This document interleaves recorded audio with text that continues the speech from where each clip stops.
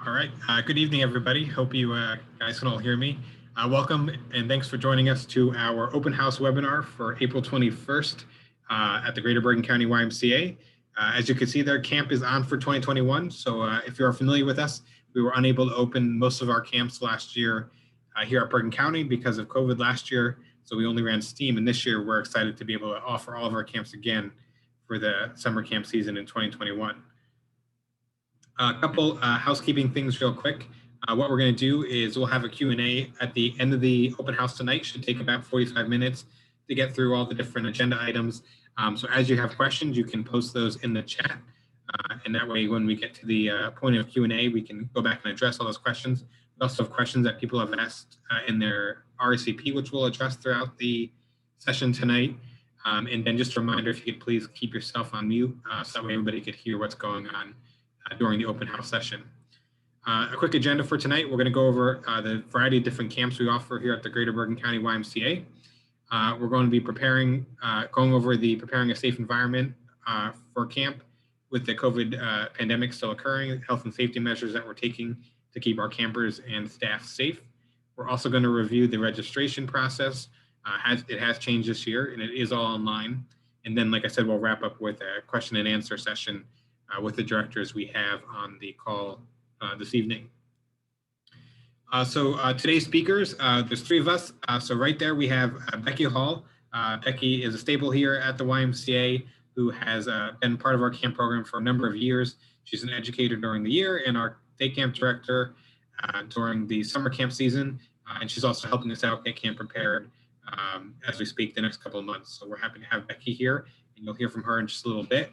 We also have Anjali King, who's worked at the Y for a number of years, but is new to the Bergen County Y within the last year and a half or so, almost 2 years at this point. Anjali comes to us from the South Mountain YMCA, where she has run camps and school-age childcare there. And she's happy to join us here at the Greater Bergen County YMCA. And her focus will be working with Becky in the day camps and all the different things that go on there. And then I'll introduce myself. I'm Bill St Philippo. I work at the Bergen County Y as well as the Metro YMCA of the Oranges Association. And currently I'm serving as the interim camp director as well as helping with membership here at the Y. And I this is my third year now at the YMCA, helping with a variety of different programs. And I also ran resident and day camps at the Boy Scouts before coming to the Y. So between Anjali, Becky, and myself, there's many, many years of camp experience that we're going to put to work this summer to make sure we have a safe, fun, and healthy environment for the campers and staff that are going to join us in 2021. So first, we're going to have Becky, our day camp director, go through some of our day camp options. So I'm going to pass it over to Becky to talk about our Cahagan day camp.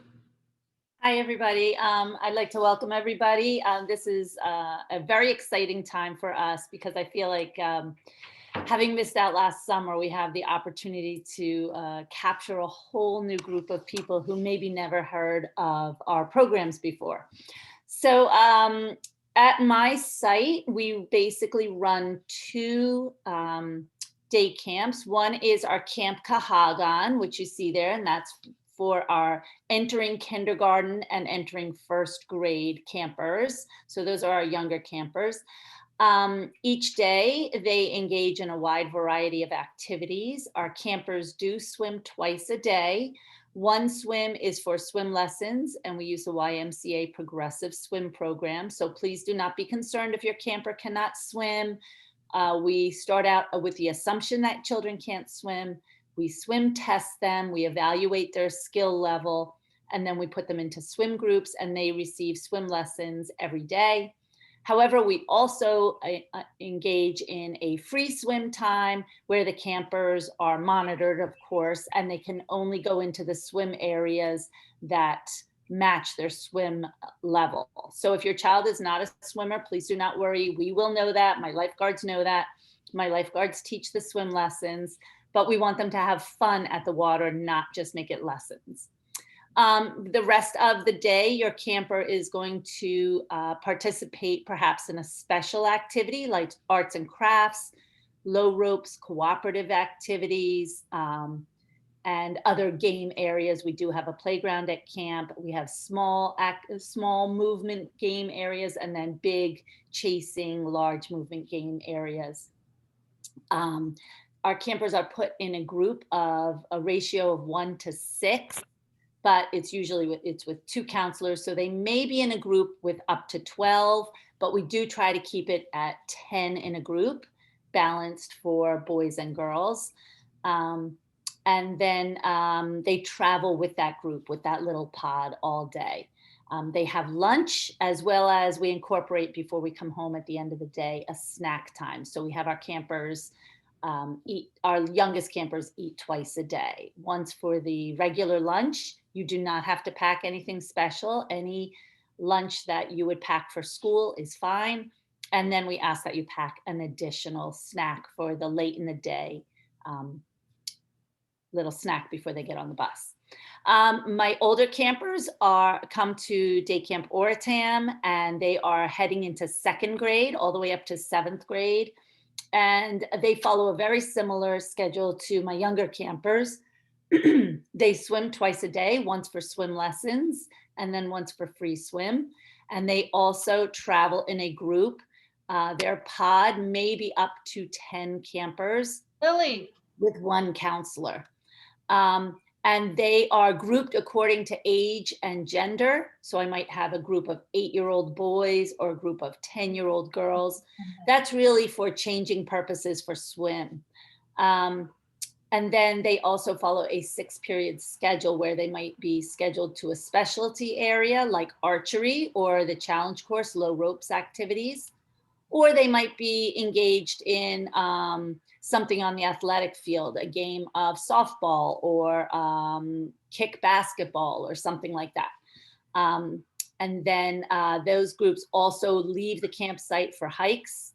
We stay within our property, but we have the opportunity to hike up the mountain and hike to some other areas around the lake so that they can see the flora and fauna of Harriman State Park.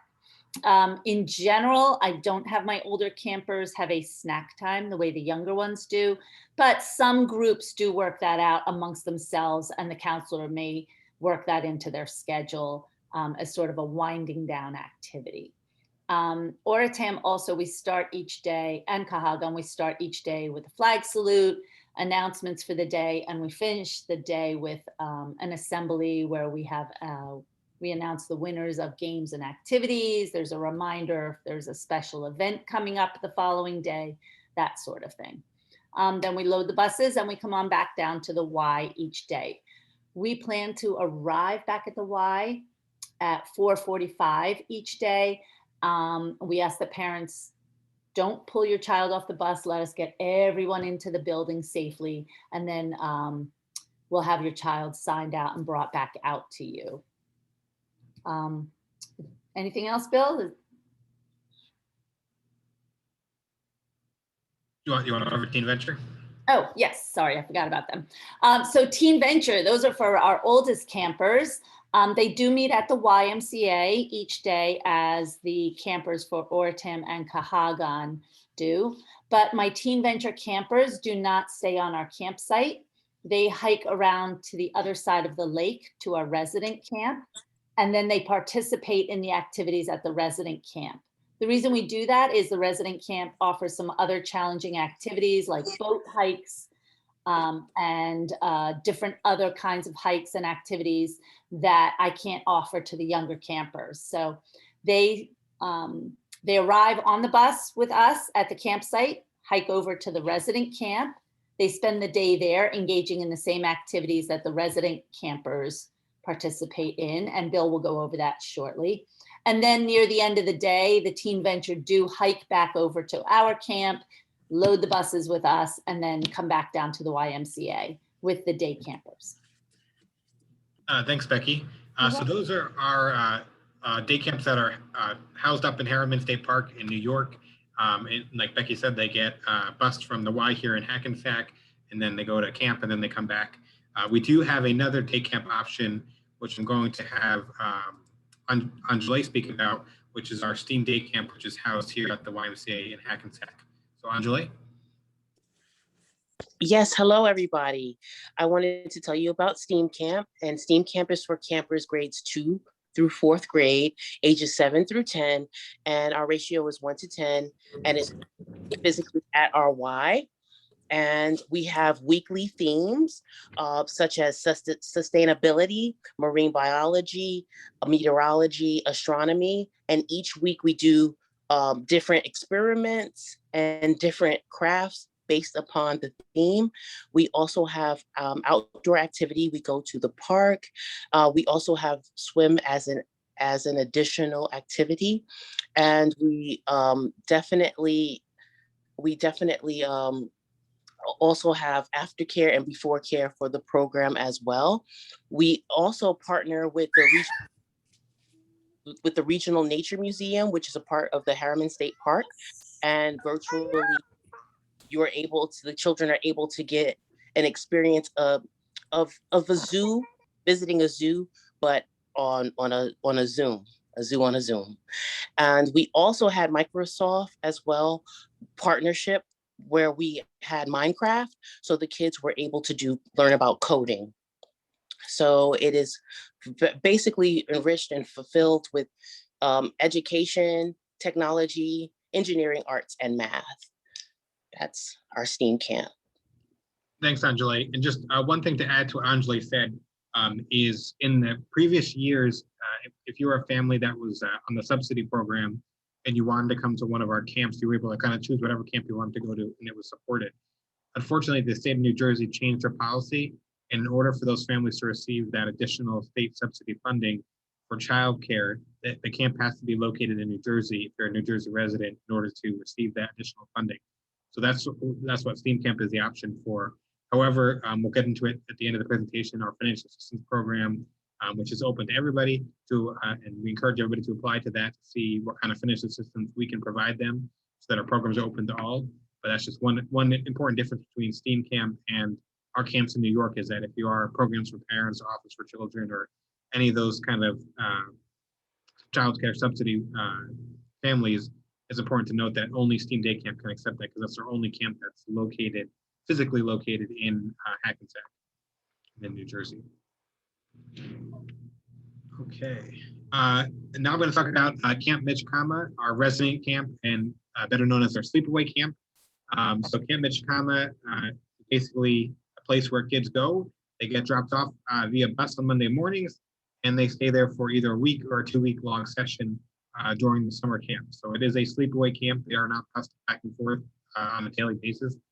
So it's definitely a new experience and something to note if your child's been going to STEAM Day Camp for a number of years or Oritam for a number of years, and they might be looking for the next great adventure in terms of summer camp. Resident camp might be a great place to take them as a next step. So Camp Mitch is for children entering grades 3 through 10, and then we have a CIT program which I'll get into. Camp is a whole bunch of different fun activities. It's in Harriman State Park on the other side of the lake, as Becky was referring to before. It's different in terms of the fact that it's an overnight experience. So they stay in cabins. They have responsibilities within camp where they do different things, like they're responsible for keeping their cabin clean.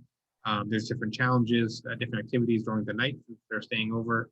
And then they're also in their cabin groups, if you will, that will also become their pod, which we'll hear more about during our health and safety part of the presentation. So it's an overnight experience. A lot of fun things happen there.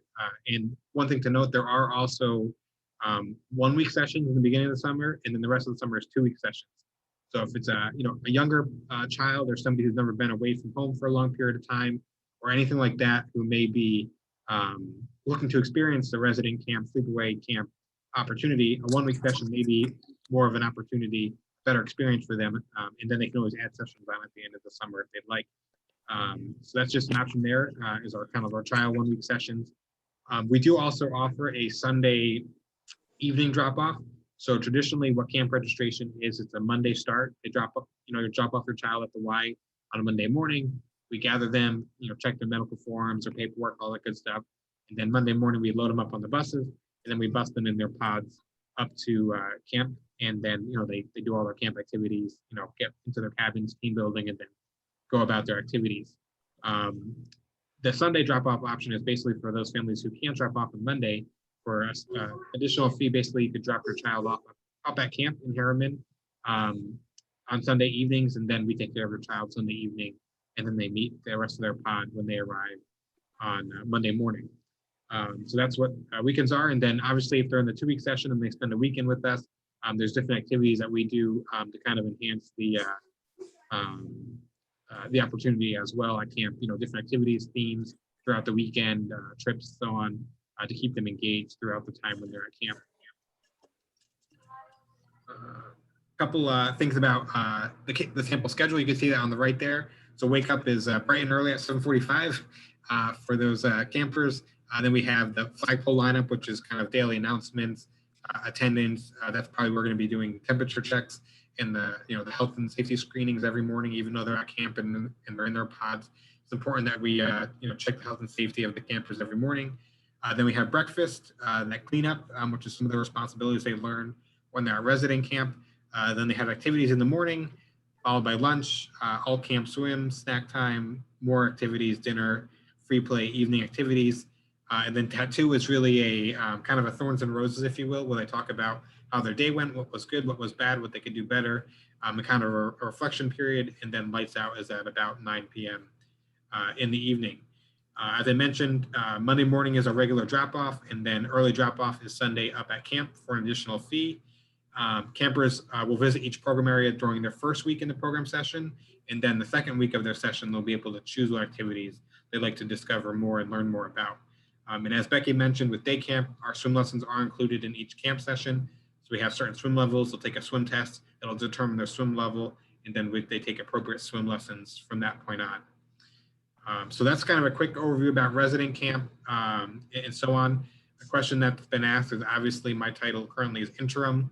Among my other titles across the association, we are in the process of hiring both an on-site resident camp director and our permanent full-time camp director for the YMCA. So the on-site director is somebody who's at camp 24/7. They're responsible for the operations and the health and safety of everybody on site 24/7.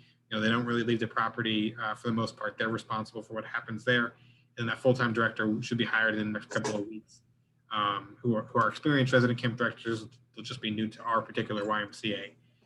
So they'll be on board on the next couple of weeks, which will be great. And one thing to note is there will be a meet and greet with the camp administration, not just Anjali, myself, and Becky, but the new camp directors and the senior staff. As we get closer to camp, there'll be a health and safety webinar as well. We get to meet them and learn more about the particulars about how camp's going to run in the COVID world. We'll get into some of that next as well, but just wanted to make that clear is that although I'm kind of leading the camp efforts right now for the Bergen County Y, Anjali and Becky will be here for the summer. I'll be there for the summer, but we're also looking to bring on a new on-site camp director and a full-time YMCA camp director as well, who will oversee everything moving forward. And also at our resident camp this year, we'll have our counselor and training program. One thing to note is there will not be a counselor and training program up in the day camp. So it'll only be at the resident camp, the sleepaway camp. And that was really just for a couple of COVID reasons and whatnot. But so our counselor training program is for children, well, really young adults entering grades 11 through 12 that are interested in a leadership training program. So it's a chance to get on-site training, learn about leadership, take responsibilities. They're a part of the camp staff in a way. They get a chance to do some problem solving, be a part of the camp environment, and really kind of build those skills so that they can either take those skills to another position in the future, or they can become a camp staff member in the future or something like that. This program is only offered at the sleepaway camp this summer, as I mentioned. And also for the summer, there'll be a new CIT program director, as well as new curriculum. So there'll be a lot more enhancement, a lot more hands-on. They'll be in the cabins with the kids in different groups, helping to run program areas, things like that. So it'll be a lot more hands-on experience. In this program, they do have to apply to be a part of. There's a reference check and a quasi-interview, if you will, to again make them feel like they're a part of that camp staff feeling. And that's really what we're trying to do with the counselor and training, is to see, instill growth opportunities, leadership opportunities in individuals from the time they start their 4-week session with us to the time they end it. And that registration is open online as well. Okay. So now that was a quick overview of our camps. More information is online that you can go through and kind of see some more about what our camps offer, schedules, things like that. And as we get closer to camp, more information will be posted on social media, sent out via email, and also posted on the website. But we do know that COVID-19 and summer camp is a important matter right now, that we want to make sure parents understand that we are taking COVID-19 very seriously, and the health and safety has always been our number one priority for our children in our programs and our staff. However, obviously COVID-19 makes it even more of a priority. So as I mentioned before, although we did not open our Harriman State Park camps last year due to the New York State guidelines, we did open our New Jersey day camps. And the Greater Bergen County YMCA is part of a association of YMCAs, so a group of YMCAs, which is under the umbrella of the Metro YMCA of the Oranges. And they ran a variety of different camps, over 15 camps last year. And what you can see here on the right is a safe reopening of day camp. So it's basically a guidebook that we follow for the health and safety measures. And again, that's a picture of last summer. We're up in the process of updating that for 2021. But I want to let you know that we did run camp as an organization last year. A lot of lessons learned. We did run summer camp with not one COVID case last year, which is a really great sign. That means our measures that we had in place were working. So right now what we're doing is evaluating last year's measures, the measures we're currently in place in our child care centers, our facilities, things like that. And we're waiting for the CDC and the state and local guidelines to come out so we can re-update our guidelines, and then we will share those guidelines and measures with everybody as they come out, which we hope will be very shortly. Word is we're waiting for approval from the Health and Human Services division of the government. Once that's approved, then everybody else can kind of do their job. And as I said, as camp gets closer, there will be a health and safety webinar similar to this with all those that are registered for camp to really learn more and more about how we're going to run camp in a safe manner, with all the different restrictions, but also ensuring that it's a very fun and caring environment as well. So this guide was created by a variety of camp directors and association staff that have run camps and childcare and so on. So they have not only lived through summer camp in COVID, they have recommended guidelines that and measures that we can use to adapt those guidelines to make it a safe environment. And these standards are developed by the recommendations of the Center for Disease Control, also known as the CDC, the suggestions of the Youth and Summer Camp Division there, the American Camp Association, as well as the New Jersey and local health departments and the youth camp standards, which we always have to follow as a day and resident camp. Those, like I said, are still to come out for the summer of 2021. Hoping in the next week or two they will be out, but we're waiting for the government to share those with us. But it's important to also know that those are always subject to change. So what we say today may change as we get closer to camp or even during camp. As restrictions are being lifted and changed and more testing and vaccines are available, the policies and the procedures are also always changing. So please know what we say today could be changed in the future. And as those changes happen, it's really important to stay connected with us with the correct email address and file, making sure you follow us on social media, and then call with any questions you have because things are constantly changing. So please make sure you stay connected so you know what is changing, because it is literally changing day by day. So I'm going to pass it over to Anjali. As I said, Anjali has been with the Y for a number of years, but the really great thing about having Anjali on staff with us for this summer and many summers to come is Anjali is also our school-age child care director. So Anjali has not only lived summer camp as a STEAM camp, one of the STEAM camp directors last year, along with Mary Soto. She's lived camp during COVID and figured out the best ways to do it in a safe and fun environment. Now she's also leading our school-age childcare program, which has been running since September, working with the schools and the children in our buildings to run school-age childcare in a safe manner during COVID as well. So she's basically for over a year at this point been living through running childcare programs during COVID. So she really has a great understanding of how to do this safely. So I'm going to pass it to Anjali to talk about mask and social distancing and all that good stuff. So Anjali, it's all yours. Thank you, Bill. So yes, as Bill said, I've been trained very well during this pandemic, and we as staff are provided with shields, We are also provided with a canine mask, and we are provided with the blue masks as well. The staff will be provided with the blue mask as well.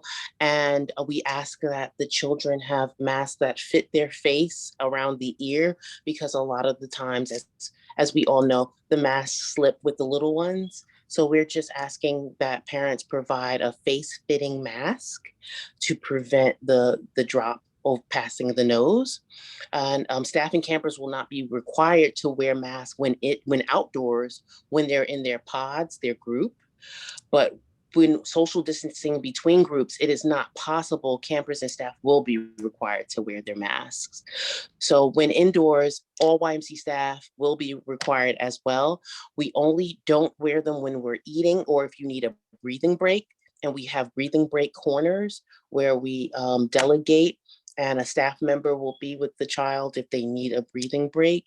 And also, groups, if you're not in your pod, we do ask that the children wear their masks, especially when we're indoors. Individuals will not be required to wear masks. Doing so would, if doing so would inhibit the individual's health. So we also have a camp nurse that we ask that you fill out the permission to administer medication and things of breathing or asthmatic or any condition that deems necessary for the mask not to be required. We definitely would need you to provide the paperwork for such incidents. And physical distancing, field trips, as Bill said, will be prohibited. We do go on hikes. We will cancel or modify activities where children are likely to be in close contact. But again, when they're in their pods, they have the same supplies, the same medical kit. So the children are not sharing different things with different groups. They are having the same supplies and the same medical kit for their group and their counselors stay with them throughout the day as well. And camps will minimize group sizes and movement between groups based upon the activity and the day. Groups will remain together throughout the day, and we do not combine to practice social safe distancing.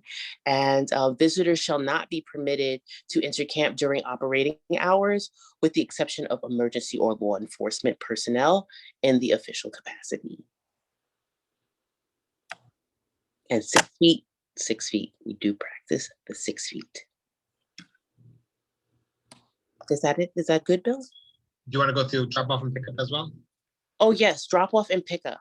So once you drop off, we parents are asked the same 5 questions daily. And those questions are, oh, by the way, the children will have a designated area where they're dropped off with their counselor as well. And the daily temperature and symptom checks of staff and children will be done upon entry. Temperatures may not exceed 100.4 Fahrenheit. And your child will not be able to attend that day based upon their temperature. Parents will not have access to the facility or areas beyond the designated drop-off area for safety protocol. Drop-off and pickup times may be staggered to avoid large numbers of people congregating outside of our facility or designated drop-off area. Children and staff must wash their hands and use hand sanitizer upon arrival. Staff will meet children as they are dropped off and escort them to their group. Again, like I said, the 5 questions will be asked, and they are, have any medications been used to lower your child's temperature? Is your child experiencing symptoms of fever, cough, chills, breathing or fatigue, muscle aches, pains? Has your child been complaining of a body rash? Has your child been in close contact with someone diagnosed with COVID? Does anyone in your household have COVID? These are the 5 questions that will be asked daily and thoroughly. So please be patient with us. We will not skip or skim over the questions. They are mandatory for our health guidelines. Yes, and health exclusions from camp: staff or children with the fever or shortness of breath, unfortunately will, for the safety of the child and others, will be excluded for the day. And if a staff member develops the same symptoms, they will also be excluded and will have to, they will be separated from the group, and they will have to quarantine as well if they have show symptoms of a fever. Not it is a 72-hour rule for staff members or child who is in close contact of someone who has COVID. They may not return for 72 hours. And if the camp learns of COVID-19 case, of a positive case, we will have to contact our local health official, and they will proceed with guidance for us. And if any individual is diagnosed with COVID-19, they must remain out of the program for a minimum of 10 days after the onset of first symptoms. And I think that. Yes, thanks, Anjali. Definitely appreciate that. As you can see, we have a lot of policy and procedures in place that have been working for a number of months, well, almost over a year at this point. And so we've kind of really fine-tuned them. And like I said, as we get more guidance from the CDC and our local health departments and the New York health departments and so on, we'll revisit everything and see what changes we have to be made, and then we'll communicate those out to you as our camp families. A note on cleaning and disinfecting. We've been, obviously that's a big focus of every facility at this point. We are using EPAs that are approved disinfectants against COVID-19. You can see the link there, which we'll send this out afterwards. We'll send the presentation out with the 6 steps for a safe and effective disinfecting use. So for example, we're using the electrostatic disinfecting across our facility currently. And what happens is we have a set schedule of cleaning. So not only are we cleaning in between activities, if they're sharing equipment, which we really try to limit or things like that, we also have a set cleaning schedule. So for example, when you come to the Welcome Center here, it gets cleaned in between shifts and also cleaned on certain hours. And then they have to scan in and let us know that it was cleaned, when it was cleaned. And then we do some spot checks to ensure that we're not slipping up on any of our cleaning procedures. We also have UV technology as well. High-touch services like restrooms, showers, tabletops, the dining hall, equipment like archery and boats and things like that. Those will also be cleaned in between pods and groups, as well as doorknobs and things like that need to be cleaned very more frequently to ensure that everything is clean. We also know that the CDC has said that it's a lot less likely to get COVID-19 from a service as opposed to being viral by not wearing a mask. So we are taking that still seriously of cleaning, disinfecting, but we do know the risk has been lowered, which is a good sign. And then high-touch services, as I said, will be cleaned. Camp staff are responsible for cleaning. I did mention before that at resident camp, at least, that some campers have cleaning responsibilities for their own cabin, keeping it clean and neat. Although they have responsibilities there, it is still their counselor and our camp staff responsibility to make sure the camp is clean overall. So the camp staff still supervise that to make sure it's done properly and efficiently on time, and so on. And just so you know, we also have, we talked about that guidebook in the beginning of COVID-19. We also have a specific guidebook for our camp. So how we're going to properly implement all these cleaning, disinfecting procedures and so on from the time a camper arrives to the time they leave, and even before and after that, in terms of, how is the dining hall going to be used? Can our kids going to be spending more time outside? The answer is yes. Are we going to be cleaning the archery bow and arrow before and after groups? The answer is yes. All different things like that. Each program area will have their own policies and procedures, which for the most part are already developed. They just need to be tweaked as we get more guidance. But that is our kind of goal, is to make sure that every area camp is clean and as safe as possible, so there is not an outbreak at camp, which is what we're trying to avoid here. Staff and cleaning crews are required to submit online verification. We talked about that. For camp, it'll most likely be a paper form because internet is very spotty up at camp. But we do have the verification process, which will be the same. We're following the guidelines of the CDC as we shared before. We don't really have to worry about HVAC systems too much at camp. However, the use of fans, opening windows, being outside as much as possible. We know being outside definitely decreases the ability to catch COVID-19. So we're going to encourage our staff and campers to be outside as much as possible, opening the doors and windows. The nice thing about being up at our camp is the fact that it's our camp is kind of closed off to us.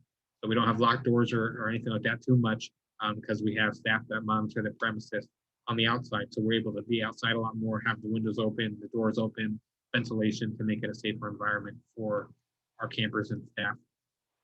Obviously, hand washing is very important throughout this pandemic and even before that. So not only do we have sinks throughout the property as well, but we're also going to have additional hand washing stations. So most likely, we're going to have designated times in their schedule where the councils are required to make sure the campers wash their hands as well, again, to prevent the spread of COVID-19 and other illnesses as well. I'm going to pass it back to Anjali. If you're ready, you want to talk about pods and how that's been working in our camps and childcare programs? Yes, Bill. So in our childcare programs and as well as camp, we operate in a pod system, and the group sizes are limited based on our state guidelines, and pods and groups will stay together and not mix with other pods to limit possible exposure. Pods will be used for cabin assignments and all group activities. So as I said, the same supplies are for each pod, the same first aid and medical supplies are for the same pod. Nothing is shared from pod to pod to avoid any contamination or any risk. And like I said, the children will be with the same leader, counselor for their group as well. Thanks, Anjali. And just one thing to note between pods and masks. So when they're in their pods or their groups, as we like to refer to it, there's a lot less restrictions in terms of their masks because they're in that group. There's, in resident camp, they're sleeping together in a cabin, or in day camp, they're together throughout the activities. So they're all kind of together. So that way, if there's an exposure, it's limited to that one group and not the entire camp. So that's really important that they stay within their pods. If there is a camp activity like the campfire, where the camp comes together, or maybe there's camp-wide games or something along, camp assembly in the morning, that's when we're really going to encourage everybody to make sure they have their mask on, even if they're outside, because they'll be closer with the other pods, and we again want to limit exposure as much as possible. So when they're with their pods, it's a lot easier not to have to wear their mask, especially when they're outside, because they're already in that same group, or when they're in their cabin, they're not going to have to wear their masks. Only those that are in that pod, in that cabin, will be allowed in that premises. But again, when they're with other pods or mixing with other groups, they're going to have to wear their masks to make sure that we limit any possible exposure that's out there. We do also want to mention that the health and safety, especially at day camp or even before having your child come up to resident camp, the health and safety is only so much we can do at camp. It really starts with the household and when they're coming up to camp. So the more you can limit possible exposure as a household prior to coming to camp, we definitely ask that 14 days that you try to not travel out of state, things like that. Be as health conscious as possible, because all it takes is unfortunately one child to come down with possible exposure and then shuts down the entire group, and unfortunately will ruin that camp experience for a group size. So really ask that you become our partner as a camp family, that we keep the health and safety of both our campers, our staff, our families safe as possible by doing your part in this as well. So quick preparing to open camp. What I mean by this is that, camp is a seasonal operation here at the Y. So we do have staff that will go through a virtual and in-person training called the Relaunch Workplace Safety Playbook. So it's basically a lot of what we talked about here. There's a staff version of that, a much longer version where they learn about how to properly clean, what cleaning disinfectants they should use, how they should be stored, how you should social distance, when should masks be used, all that kind of good stuff they get trained on.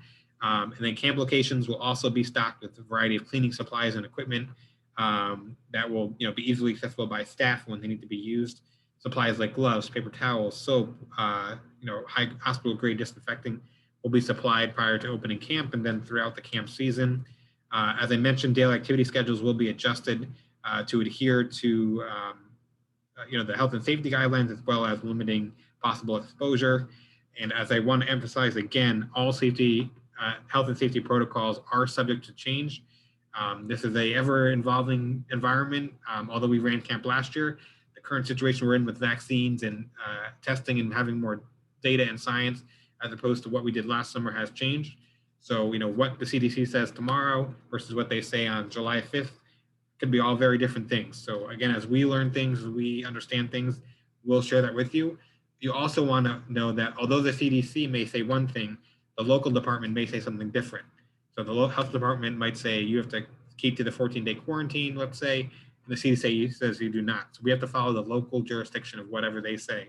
And as a YMCA, we also may feel that some of the restrictions we want to keep in place to keep everybody safe, even though the CDC says not, you don't have to continue doing that too. So again, we'll have a health and safety webinar as we get closer to camp. This will all be in a written workbook that you guys will be able to reference. And it'll all be clear as we get closer to camp and have a better understanding about how exactly camp's going to run. But we have a pretty good feeling we'll do it safely. But we will do it safely, but we have a pretty good feeling about our policies and procedures. They just need some minor tweaks as we get more clear information from the CDC and the local health officials. So that's everything for the health and safety side. I do want to briefly talk about registration information as we are coming up on some time here. Registration is currently open online to everybody. I do want to reference that we don't know what our capacity will be for summer camp. We don't know if it'll be limited or if group sizes will be limited or busing will be limited. So if you are interested in camp, we do highly recommend that you do register because we can't promise that there'll be a space if you wait to register. We also know that, like I said, we want to make sure people are taking camp, preparing for camp in a safe manner. So it might be very hard for some people, like say in resident camp, to register Saturday and then arrive on camp on Sunday or Monday. So if you are interested in camp, do not wait because no spots are promised at this point. Camp registration is filling up rather quickly. So please go online and register for that. It is on a new system this year. So if you're used to CampBrain, we no longer use CampBrain, we use ActiveNet. ActiveNet is the system we use for all of our other programs, including membership and childcare and so on. So if you are familiar with that, great. If you're not, you can go on and create an account and then sign up for camp. It is online. So if you go to our website, click on summer camps, you'll find more information about camp and then you can register online. If you do need help, there is our remote welcome center, which are people dedicated just to helping our customers over the phone and online. They can help register you for camp, or you can also come to one of our in-person camp registration days here at the Y and we'll walk you through it in person. Camp fees do not necessarily have to be paid in full at registration. The deposit is due, but you can also use a payment plan. You can withdraw. We did revise our refund policy. So on or before May 1st, you can withdraw for a full refund. And then after that, the refund policy changes as we get closer to camp. And we did that because we weren't exactly sure how camp would run with COVID. But we're pretty confident now in all of our meetings with the CDC, the American Camp Association, and our local health officials about how camp will run. Again, some minor tweaks to come. But as of May 1st, before May 1st, you can get a full refund if you register for camp. After that, that policy will change. As a Y, we do offer financial assistance, which Anjali will get into in a minute. But we definitely also, a note with financial assistance is because camp is filling up, the financial aid process takes about 3 or 4 weeks currently because of the high demand for financial assistance. So right now, we are encouraging you to apply for camp first, and then immediately after that, do the financial assistance. That way your camp spot is booked, and then we can always apply the financial assistance after that and adjust the payment. If you are interested in camp, apply first, put the deposit down, book that session, then apply for FA, and then we'll go in and adjust that. So you have that as well. And if you have any credit card or gift cards on your account from previous credits or stay with us credits or anything like that, those are on your account and you can apply those to your camp balance as well at any time by logging into your ActiveNet profile. So again, registration's online, filling up quickly. So please be sure to not wait to register because we don't know what those limits will be just yet. So we want to make sure we don't turn anybody away. So if you are interested, go online as soon as you can and book those spots and put the deposit down moving forward. So I'm going to pass on to Anjali to talk about financial assistance and Y for All. Thank you, Bill. So yes, financial assistance, you can apply for Y for All, and that is at the metroymcas.org main financial assistance, where you'll see that on our, you can see that on our presentation and on our website. And what Y for All means is that we do not exclude anybody. We are for diversity, for disability. We do not discriminate on any race, of any creed, color, any limitations. We are literally a Y for All. And with the way that society and the recent heighten of racial tension that is going on in our society, we are definitely, prior to all incidents, we've always had a multicultural, diverse camp. We actually have international students that came prior to to the new way of life. This year, we will not have the international students because we have not basically determined that yet as far as this year. But yes, we have campers and staff from all nationalities. And we are very inclusive, and we do not tolerate any discrimination, any bullying. We definitely have staff trained, and as well as ourselves, directors are trained. And we want to make sure everybody feels safe and included. And we also have diversity teams. I'm on the Undoing Racism cohort for YUSA. I'm also on the AERG, which is the African American Emerging Resource Group. And I'm also on the DIG committee, which is diversity inclusion. So we are well trained, well informed, and definitely dedicated. Thanks, Anjali. Before we get into the Q&A session, I would just want to mention a new program we have for the summer, which is our Camp Ambassador program. So we know we have a large alumni base of campers that have come to Oritam or Mitch or one of our other camps in the previous years. So we encourage those previous campers to join our Camp Ambassador program. Or if you're a new camper and you want to join that Ambassador program, you can do so. The link is online. But it's a really easy way to get connected, get a camp t-shirt for free, and win some other cool prizes. So pretty neat program if you're looking to join that. And again, I'll send that in a follow-up email after our presentation. And now it's time for Q&A. So I did see some questions come in, which I will address now. And then as we go, if you have any questions, feel free to use the chat feature to ask those questions. So first question, will archery be offered at Mitch? The answer is yes, archery will be offered at Camp Mitchicama, the resident camp. How will overnight work in terms of sleeping since they're close? So the only overnights right now will be at the resident camp side of things and the CITs. That is following the pod model that Anjali spoke about. So they're in their pods, they're in their cabins, they're not sharing cabins with people outside their pods. People outside their pods are not going in the cabins.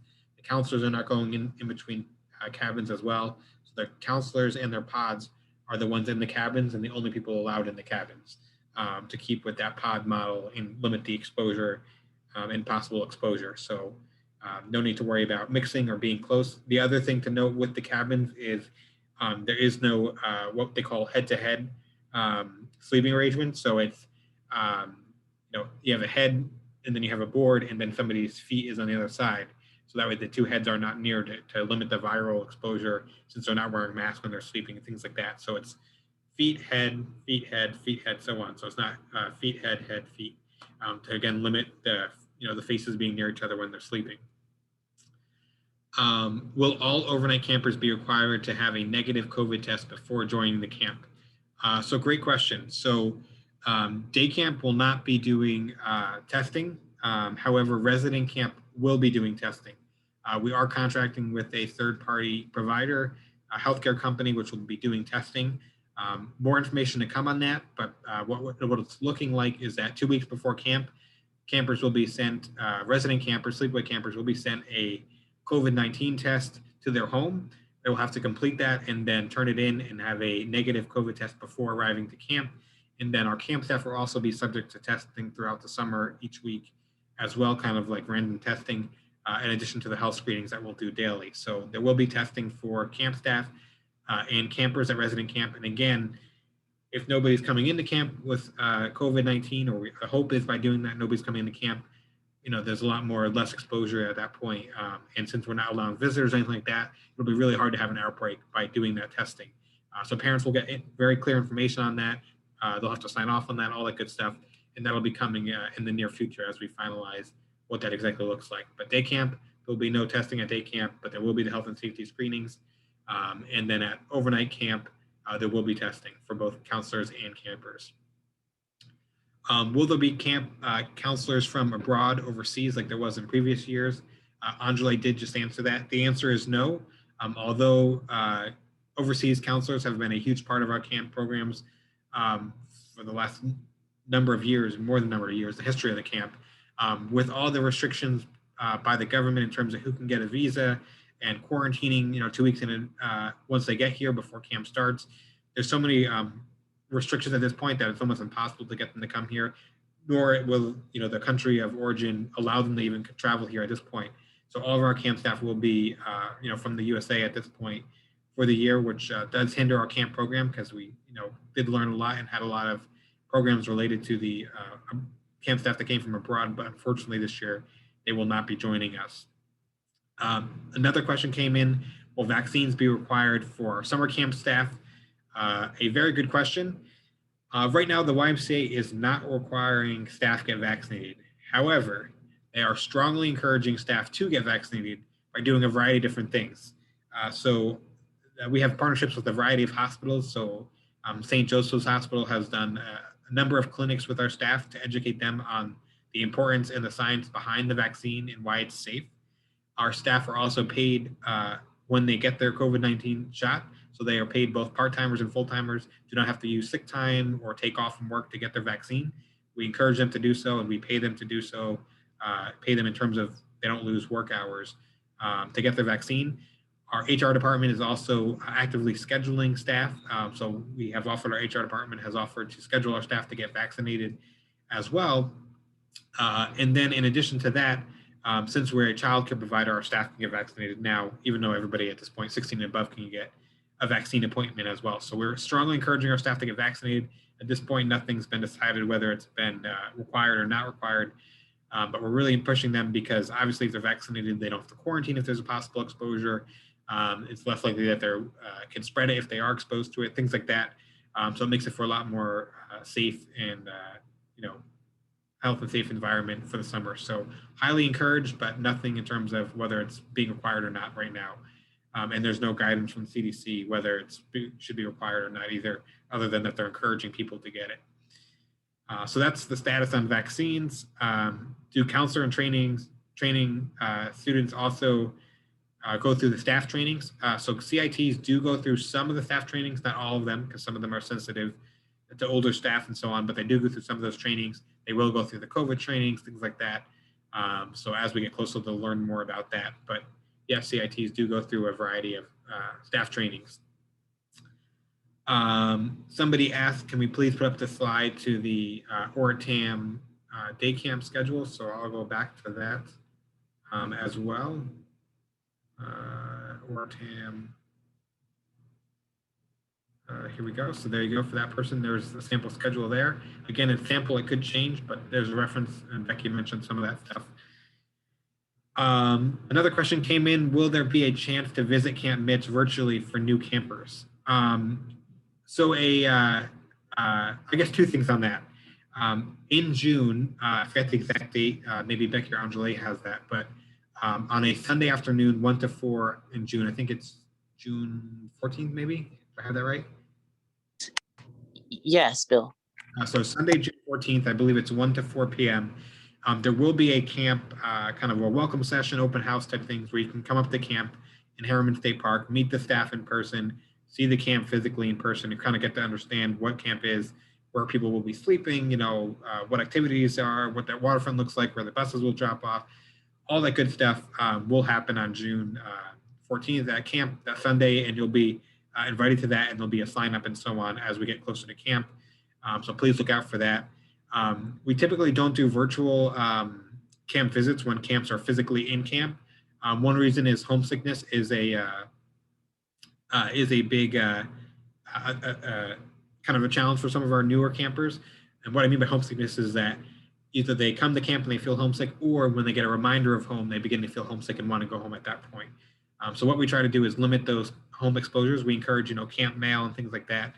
However, we try to limit the parent exposure because that makes them want to come home, and we want to make sure that they have a fun and safe camp experience when they're at camp. However, we will be trying something new by posting and emailing out camp photos throughout the camp session. And some of our other camps, we've done Facebook groups where we posted pictures throughout the day, submitted updates about where the bus is, or a reminder that it's Penny Wars or whatever it may be, updates, things like that. So we're hoping that we'll have that camp Facebook group up and running before camp, and that's where we'll get some latest information about camp, photos, videos, updates, and so on. Another question came in, how many CITs are we taking? I don't know, maybe Becky might know this. Do you know how many we took typically last year per session? I want to say it was 10. The last couple of years, it was a fair amount of kids. So I'm going to say like upwards of 10, whereas I might have 3 or 4. There might be like 6 or 7 at the resident camp. Yeah. But I don't know what that would look like this year. Yeah, I think it's about 10, but again, it depends on what, the registration and the guidelines and stuff that they set in place. So still to be determined, but it will be limited like all the other categories. I do just want to clarify, June 13th is actually the date of the on-site open house and welcome session, June 13th, which is a Sunday, 1 to 4. Again, look for more information about that as once you register, and that'll come out probably in the next couple of weeks about registration for that event. All right, there's no other questions in the chat. So again, I want to highly encourage, if you are interested in registering or have more questions, feel free to reach out to Anjali, Becky, myself, or our remote welcome center. It can all help you with registration, financial assistance, questions, concerns. Don't hesitate to ask. The more you ask, the more we can make you feel comfortable about sending your child to camp. We do know it's an unusual time and health and safety is a priority, but fun is also a priority too. We want to make sure we send your child home with a great camp experience and a safe experience. So any questions, certainly reach out. We did record this, so we will be sending out the recording as well as more camp information like the pricing sheet for those who need that, and follow-up items like that. So we'll send that out as well. But always feel free to reach out to us and check the website and social media for the latest camp information. So with that, I'm going to thank everybody for their time. Special thanks to Becky and Anjali for joining us tonight and helping us put this together. And hopefully we will see you this summer for a fun and safe camp experience. Have a good night, everybody. Thank you. Thank you. Thank you very much.